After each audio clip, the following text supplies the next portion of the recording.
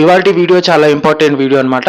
ఎవరికైతే status list 2 అని చూపించి లిస్ట్ 2 గ్యాజెటెడ్ ఆఫీసర్ పెండింగ్ అని చూపిస్తుందో, రైట్? సో నేను ఇందులో కొన్ని క్వశ్చన్స్ మీకు అడుగుతాను. ఆ క్వశ్చన్స్ అనేది నా కింద కామెంట్ చేసి చెప్పండి. అండ్ చాలా మంది అనేది ఎక్కువగా కామెంట్స్ అనేది నాకు లిస్ట్ 2 గ్యాజెటెడ్ ఆఫీసర్ పెండింగ్ అని వచ్చాయి. అండ్ నేను ఒక వీడియో అనేది నేను అప్లోడ్ చేశాను కదా, సో దానికి చాలా మంది అనేది ఎన్ని మిస్టేక్ చేశారో అది కూడా కామెంట్ చేశారు. అండ్ చాలా మంది మిస్టేక్ చేసిన వాళ్ళు కూడా కామెంట్ చేశారు.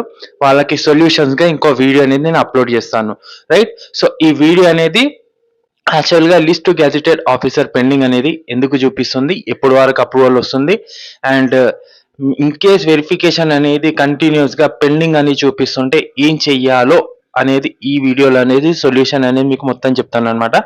సో మీది ఎక్కువ టైం అనేది తీసుకోను, వీడియోని మొత్తం చూసే వెళ్ళండి, ఎండ్ దాకా చూసే వెళ్ళండి. ఎందుకంటే హాఫ్ నాలెడ్జ్ ఇస్ అన్యూజబుల్ అనమాట, మీకు కూడా యూజ్ కాదు సగం నాలెడ్జ్ అనేది ఈ వీడియో నుంచి తీసుకెళ్తే, రైట్? లాస్ట్ లో ఒక ఇంపార్టెంట్ టిప్ అనేది కూడా ఇస్తాను. ఆ టిప్ అనేది మీకు చాలా యూజ్ అవుతుంది. ఇంకెందుకు టైం వేస్ట్, వీడియోని స్టార్ట్ చేద్దాం. అండ్ మన ఛానల్లో ఫస్ట్ టైం విజిట్ అంటే ప్లీజ్ ఛానల్కి సబ్స్క్రైబ్ చేసుకోండి. ఛానల్కి అనేది చాలా మంది విజిట్ అవుతున్నారు, సబ్స్క్రైబ్ మాత్రం చేసుకుంటలేరు. కింద బ్లాక్ కలర్ బటన్ కనబడుతుంది కదా, దాని మీద క్లిక్ చేసి ఛానల్కి సబ్స్క్రైబ్ చేసుకోండి. ఇంకెందుకు time waste, let's go in video.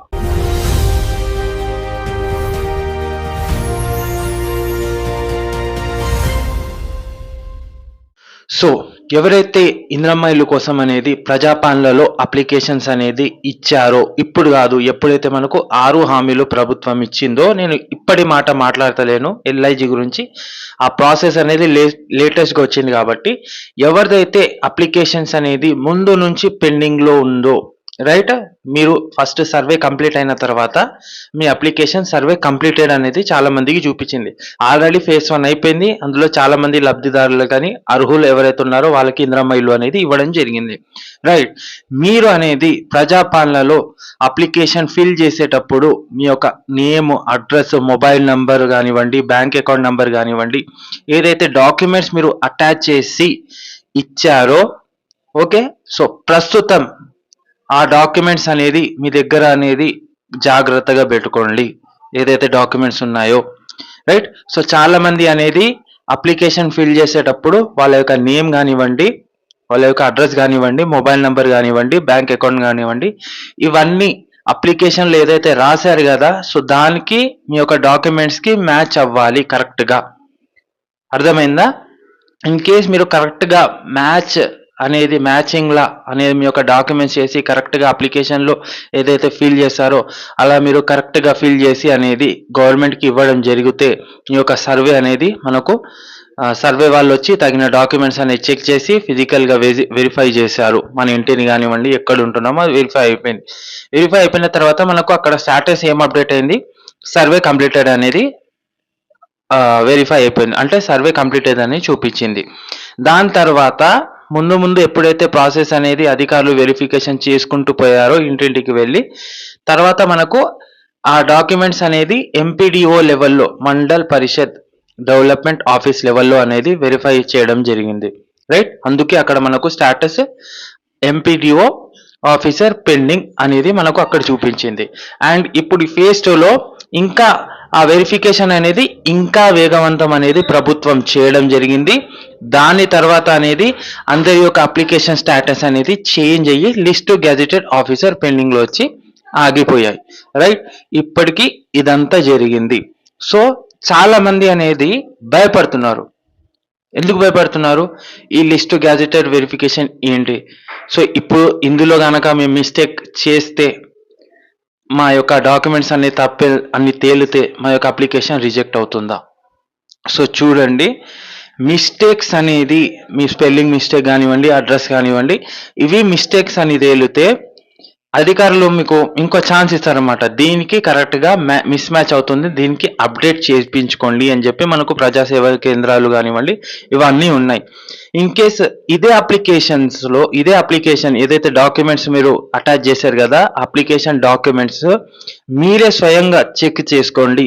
మీరు ఏదైతే ఆధార్ కార్డ్ అటాచ్ చేశారో, చాలా మంది బ్యాంక్ అకౌంట్ అటాచ్ చేశారు, ఇవన్నీ మీ అప్లికేషన్లో అండ్ మీ అప్లికేషన్కి ఈ ఆధార్ కానివ్వండి, రేషన్ కార్డ్ ఇవన్నీ మ్యాచ్ అవుతున్నాయో ఒకసారి చూసుకొని జిరాక్స్ తీసుకొని ఒక సెట్ అనేది మీ దగ్గర పెట్టుకోండి, రైట్. సో ఇప్పుడు ఈ ఫీల్డ్ లెవెల్ అనేది కంప్లీట్ అయిపోతుంది. ఈ గెజిటెడ్ ఆఫీసర్ ఎవరైతే ఉన్నారో ఆయన అనేది మీ యొక్క డాక్యుమెంట్స్ అనేది వెరిఫై చేసి చలో వీళ్ళు అర్హులు అని చెప్పిన తర్వాత నెక్స్ట్ మీ యొక్క ప్రాసెస్ అనేది ఫైనల్ స్టేజ్కి వెళ్ళి మీకు ఇల్లు అనేది రావడం జరుగుతుంది. రైట్. దీనికి ముందు అనేది మన జరిగే ప్రాసెస్ ఏంటంటే వాళ్ళు మన ఇంటికి వచ్చి డీటెయిల్ గా వెరిఫై చేస్తారు. వెరిఫై చేసినప్పుడు మన దగ్గర ఫిజికల్ గా డాక్యుమెంట్స్ అడుగుతారు. ఆ డాక్యుమెంట్స్ అనేది మళ్ళీ రీవెరిఫై చేస్తారు. అంత లోపు అనేది మీరు అంతా అప్డేట్ చేసి పెట్టుకోండి. ఒక సెట్ అనేది రెడీ చేసి పెట్టుకోండి. Right. List gazetted officer pending అని చూపిస్తుంటే భయపడాల్సిన అవసరం లేదు. మీ అప్లికేషన్ రిజెక్ట్ కాలేదు, ఇంకా ప్రాసెసింగ్ స్టేజ్ లో ఉందని అర్థమైందా? సో ఇంతకీ మీ యొక్క డౌట్ అనేది క్లియర్ అయిపోయింది అనుకుంటాను. ఇది ఎప్పటి వరకు క్లియర్ గా వచ్చేసారంటే ప్రభుత్వం దీనికి ఇంకా వేగవంతం చేస్తుంది. రైట్. ఏదైతే అప్లికేషన్స్ ఉన్నాయో మీరు సబ్మిట్ చేశారు కదా, అది అధికారులు అనేది చాలా త్వరగా అని వెరిఫై చేసి అర్హులైన వాళ్ళకి అనేది డెఫినెట్లీగా ఇల్లు ఇవ్వడం జరుగుతుంది, ఇన్ కేస్ మీరు కరెక్ట్ గా ఇన్ఫర్మేషన్ ఇస్తే. సో ఈ యొక్క స్టాటస్ ఎప్పుడు చేంజ్ అవుతుంది అనేది అది ఆఫీసర్స్ పైన ఉంటుంది. మీరు రెగ్యులర్ గా స్టాటస్ చెక్ చేసుకుంటూ ఉండండి. అర్థమైందా? సో ఈ విధంగా అనేది మీ యొక్క అప్లికేషన్స్ అనేది వెరిఫై అవుతాయి లిస్ట్ గ్యాజెటెడ్ ఆఫీసర్ కి సంబంధించి. మీ యొక్క డాక్యుమెంట్స్ అనేది వెరిఫై అయిపోయిన తర్వాత మీకు ఫైనల్ వెరిఫికేషన్ ఉంటుంది. ఫైనల్ వెరిఫికేషన్ అనేది అంటే ఇల్లు అలాట్ చేసే ముందు ఇంకోసారి మీ యొక్క డాక్యుమెంట్స్ అనేది వెరిఫై చేస్తారు. దాని తర్వాత మీకు ఇల్లు యొక్క మంజూరా పత్రాలు అనేది ఇవ్వడం జరుగుతుంది. రైట్. సో ఈ ఫైనల్ స్టేజ్ లో అధికారులు అనేది ఫైనల్ స్టేజ్ కి వెరిఫికేషన్ కి వచ్చే ముందు నేను చెప్పిన విధంగా మీరు గనక మీ యొక్క డాక్యుమెంట్ సెట్ కరెక్ట్ గా పెట్టుకున్నారంటే ఈ రోజు కాకుండా మీకు రేపు అనేది ఖచ్చితంగా ఇల్లు అనేది రావడం జరుగుతుంది. ఇదంతా ఎందుకు లేట్ అవుతుందంటే ఒక్కొక్కరు అనేది డబల్ అప్లికేషన్స్ ఇచ్చారు. ఒక్క అప్లికేషన్ కాదు, లక్షల్లో. అందులో డబుల్ అప్లికేషన్, డూప్లికేట్ ఎంట్రీస్ చాలా ఉన్నాయి, తప్పుడు సమాచారాలు చాలా ఉన్నాయి. ఉన్న వాళ్ళు అప్లై చేసుకున్నారు, లేని వాళ్ళకి ఏమీ లేదు. సో ఇదంతా తప్పు అనేది ప్రభుత్వం వైపు నుంచి జరగొద్దు. మీకే ఇల్లు రావాలి, మీరు అర్హులు కాబట్టి. సో ఈ విధంగా అప్లికేషన్ స్టాటస్ అనేది నిరంతరంగా జరుగుతూ పోతుంది. లిస్ట్ గ్యాజెటెడ్ ఆఫీసర్ ఎవరైతే చూపిస్తుందో వాళ్ళు రిలాక్స్ అయిపోండి, చిల్లుగా ఉండండి. డెఫినెట్లీగా మీకు ఇల్లు అనేది రావడం జరుగుతుంది. రైట్.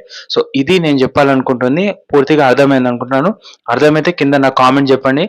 కామెంట్ చేసి చెప్పండి మీ యొక్క అప్లికేషన్ స్టాటస్ ఏం చూపిస్తుందో లిస్ట్ గ్యాజెటెడ్ ఆఫీసర్ అయితే.